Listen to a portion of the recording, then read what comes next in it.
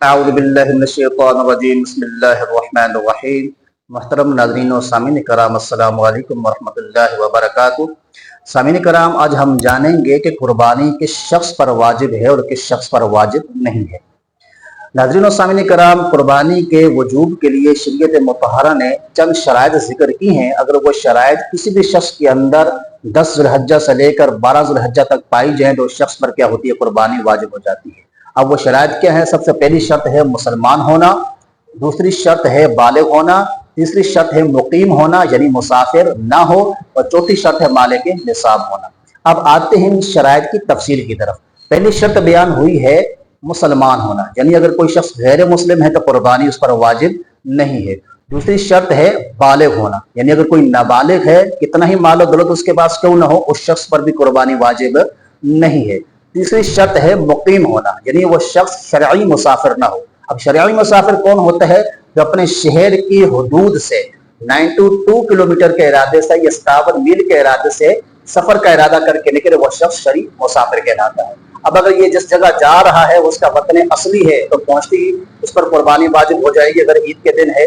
अगर उसका वतन असली नहीं है और 15 दिन से कम ठहरने की नीयत है तो अब ये क्या करेगा? मुसाफिर ही कहलाएगा, कुर्बानी इस पर वाजिब नहीं है। अब चौथी शर्त जो बयान हुई है वो है मालिक निसाब होना। मालिक निसाब से क्या मुराद है कि किसी के पास 7.5 तोले सोना या फिर 52.5 तोला चांदी जिसके पास हो उस पर कुर्बानी क्या होगी? वाजिब होगी। या फिर 52.5 तोला चांदी की मालियत की मिकदार रकम हो, प्राइस बॉन्ड हो या फिर माल तिजारत हो, उस शख्स पर भी कुर्बानी वाजिब होगी।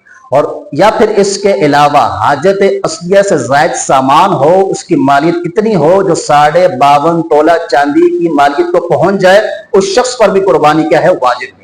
ये बड़ा अहम मसला है, गौर से समाप्त कीजिएगा कि हाजत असलिया है क्या चीजें।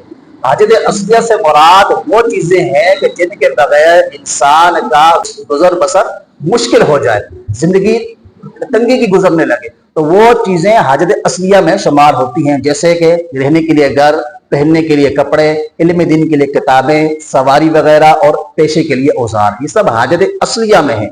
इनका शुमार नहीं किया जाएगा। जो चीजें हाजत असलिया से जायद है कि जिनके बगैर भी जिंदगी गुजर बसर हो सकती है, जिंदगी का निजाम चल सकता है, उन चीजों की मालियत का एतबार किया जाएगा। मसलन मिसाल के तौर पर किसी के पास ऐसे कपड़े हैं जिन्होंने गर्मी और सर्दी में पहनना छोड़ दिया है, उनकी मालियत का भी एतबार होगा। घर के अंदर खेल कूद का सामान है, वो भी हाजत असलिया में के जायद में शुमार होगा। कंप्यूटर वगैरह है, टीवी वगैरह है। कंप्यूटर वगैरह हाँ अगर खास इल्म दीन के लिए लिए है तो फिर तो हाजत असलिया में आएगा।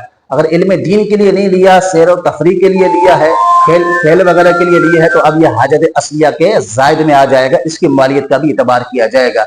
इसी तरीके से इसे शादी वगैरह के मौके होते हैं तो लिबास लिया जाता है दूल्हा दुल्हन के लिए, तो वो लिबास बस औक़ात हजारों का और लाखों का होता है।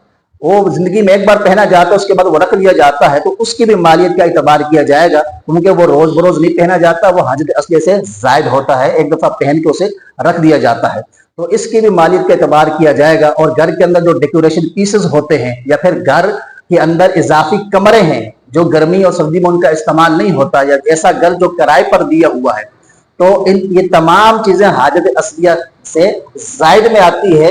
तमाम चीजों की मालियत का एतबार किया जाएगा।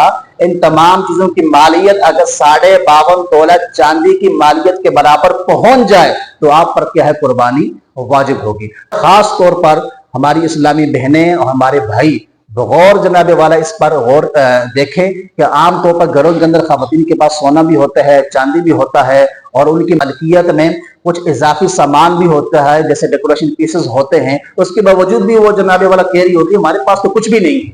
तो ये बात याद रखिएगा, अगर आपके पास सोना है, चांदी है और दीगर सामान है तो सबको मिलाएंगे। अगर सबकी मालियत 52.5 चांदी की मिकदार बन रही है तो आपका कुर्बानी वाजिब है। तो बस औक़ात ऐसा होता है कि एक घर में 4 अफराद में कुर्बानी वाजिब हो रही होती है और कल सिर्फ एक रहा होता है, तो कुर्बानी क्या है? इस शख्स के अंदर ये शराइत पाई जाएंगी। घर के अंदर 4 अफराद हैं, चारों के अंदर ये शराइत पाई जा रही है, तो चारों अफराद का कुर्बानी करना क्या है?